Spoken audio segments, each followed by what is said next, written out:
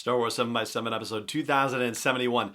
Well, I've digested a bunch of the announcements and interviews related to the High Republic. That is the big announcement that used to be known as Project Luminous.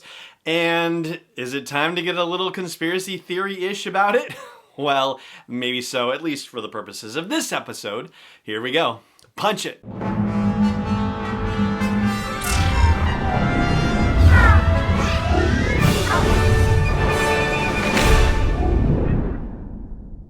Hey Rebel Rouser, I'm Alan Voivod and this is Star Wars 7x7.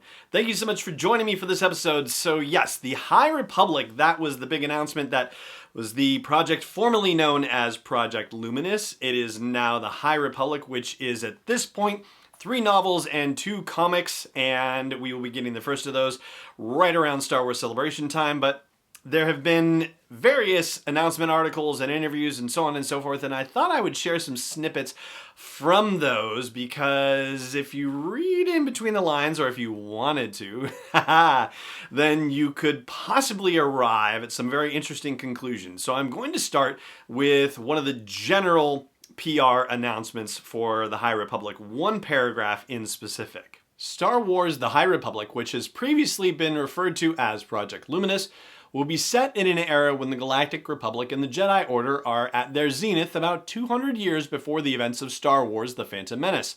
This period on the Star Wars timeline will not overlap any of the filmed features or series currently planned for production, giving creators and partners a vast amount of room to tell Star Wars stories with new adventures and original characters. So the line to which I particularly want to call your attention is that bit about how it does not overlap with feature films or series currently planned for production.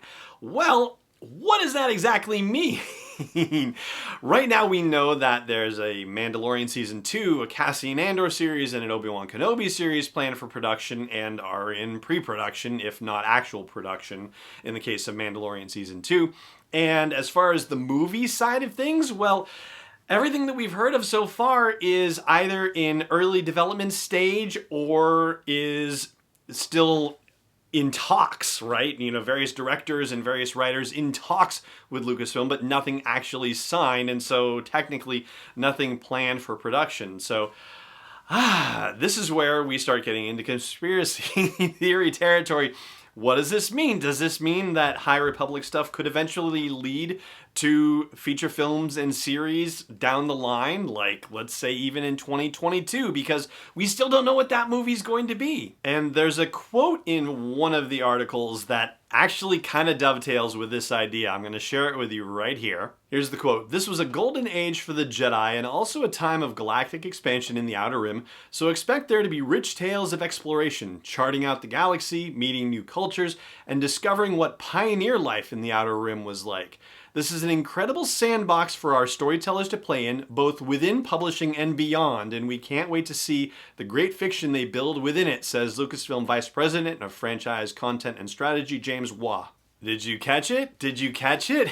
James's phrase, "and beyond," right? That's the key phrase, "and beyond." And by the way, James, hopefully I have pronounced your last name correctly, but "and beyond" suggests that this is going beyond publishing at some point because this has been described as a publishing initiative. All the stuff leading up to this was saying, hey, don't expect movies or TV shows or video games. This is a publishing initiative. And I'm not saying that that's not the case. What we have here is a publishing initiative, but what we also have is an initiative that, if it actually goes somewhere and is popular and gains traction, could certainly form the basis for jumping into another medium. And there is a great long article on StarWars.com, which is by Dan Brooks, that features all of the authors for Project Luminous, as well as Michael Siglain from Lucasfilm Publishing. It goes into so many different avenues of Project Luminous without actually revealing anything until, you know, what happens in August. But there was one particular section of the interview that I wanted to share with you that also seems to bear on this notion that whatever happens in the High Republic doesn't necessarily stay within publishing. I'm going to start a little before it because it's relevant. It starts for us with Claudia Gray saying, "We have connections within all the elements of this story, and we're able to build connections to the other parts and other stories that really will tie together a lot in the universe. Charles Soule follows by saying, one of the things that's been really fun about this initiative, and particularly the 2 trips to Skywalker Ranch, is that we've been able to watch A New Hope and then Empire Strikes Back in George Lucas's theater here. It's this incredible Art Deco, beautiful place. We got to see the best possible version of the movie with the best possible sound and everything. But it speaks to what Cav, that's Cavan Scott, was just saying in that, and Claudia, where there's these little moments and these little threads that you can pull on that we can use. Like when Yoda talks about something on Dagobah, you're like, oh, well, that can directly inform a Jedi philosophy from back in the time we're talking about in the High Republic. It's the source material. It's the Bibles. Getting to experience those movies here this way is amazing. And here's the key part that builds on that. Daniel Jose Older says immediately following, especially in the middle of this process of creating what's going to be the next generation of Star Wars stories, and then going back 40 years and watching what the first generation was, we're really rooted in that. Cavan Scott says, I think we're putting the building blocks for future generations. Daniel Jose Older says, exactly. Cavan Scott, we're setting up stuff here in this part of the galaxy that people in the future will build on and take the story forward. And that's what Star Wars has always been. It's a story that started, that had a massive past, but it's moving forward. I think that's what we're doing. So now I leave it to you. What do you think? Is it possible that this Project Luminous, this High Republic business, is actually laying the groundwork for future Star Wars features and live action series? I would love to hear your thoughts about it. And there is one other bit that I want to share with you about the end point of this whole thing, which I will share with you after the break. Stay tuned. Hey Rebel Rouser, I've made some changes to the asteroid belt level at patreon.com/SW7X7, and they are all with sponsors in mind. So if you want to get the word out about your business, your product, your service to a dedicated Star Wars audience, then please check out patreon.com/SW7X7 and look for the asteroid belt level for details. Again, that's patreon.com/SW7X7. Welcome back.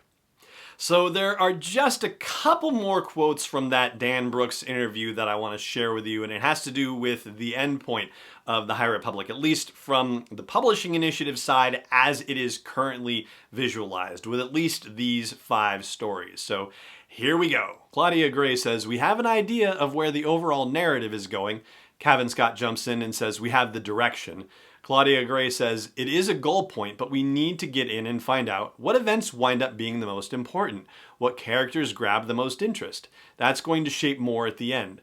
And you want to both have a place to go, you just don't want to be wandering aimlessly, but you also want to be free enough to explore and let the idea evolve naturally over time. It's just going to get richer and better. Now, at first I was going to suggest that the endpoint would have to do with Yoda and Yaddle, something about their species, because Yoda and Yaddle are alive at the time in which this High Republic business is set, and yet there is no mention of them whatsoever in any of the materials. I mean, yes, I know I just read a quote where Charles Soule is talking about something Yoda says in The Empire Strikes Back, and they can use that as fodder, but there's no mention of Yoda as a character appearing, or Yaddle either, and so it wouldn't surprise me if an endpoint somehow leads to Yoda becoming involved with the Jedi Order, because we don't know when he actually joins the Jedi Order. We don't know when his species gets to a quote-unquote maturity. We've seen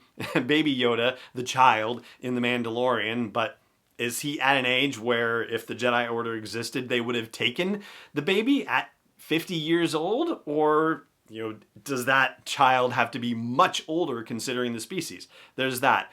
But the more I thought about it, the more I realized that since this is happening 200 years before the events of the Phantom Menace, well, that means that if this High Republic storyline goes on for 30 or 40 years within the canon timeline, then the end point is going to be hashtag Baby Chewbacca, Baby Chewie. And there you go. That's where I'm going to stop with conspiracy theories about the High Republic, and that's where we're going to end this episode as well. Thank you so much for joining me for it, as always, and may the Force be with you wherever in the galaxy you may be.